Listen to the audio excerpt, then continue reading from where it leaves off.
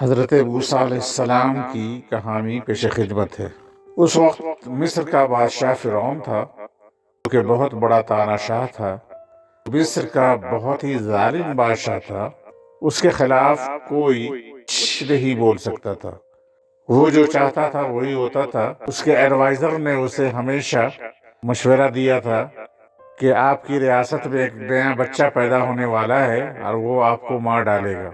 اس کے بعد سے فرعون نے پورے علاقے میں یہ منادی کرا دی کہ اب کوئی بھی نیا بچہ پیدا نہیں ہوگا، اور اگر کوئی نیا بچہ پیدا ہوتا تو فرعون اسے مروا دیتا تھا۔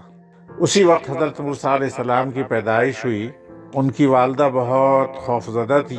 وہ اپنے بچے کو زندہ رکھنا چاہتی تھیں، تو انہوں نے ایک نیا طریقہ سوچا کہ اگر اپنے بچے کو ایک باکس میں ڈال کر دریا میں بہا دوں تو شاید وہ کہیں کسی کو مل جائے اور اس طرح سے میرا بچہ بچ جائے۔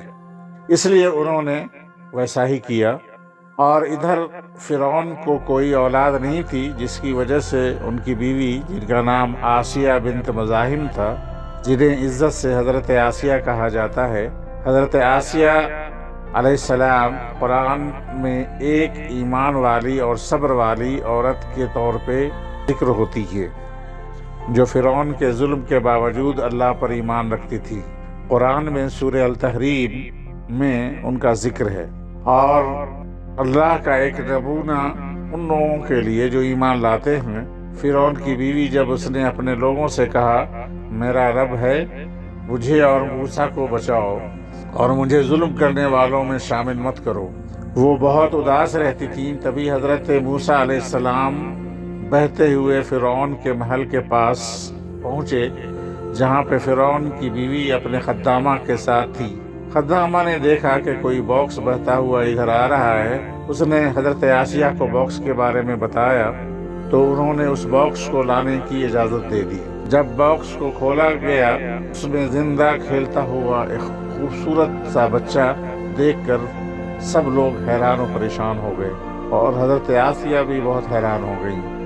لیکن حضرت آسیہ کو بہت خوشی ہوئی اور انہوں نے حضرت موسیٰ کو پالنے کا ارادہ کر دیا، اور چپکے سے انہیں پالنے بھی لگیں۔ کافی دنوں کے بعد فرعون کو پتہ چلا، اور اس کے ایڈوائزر بھی اس بات کو سمجھ نہیں پائے۔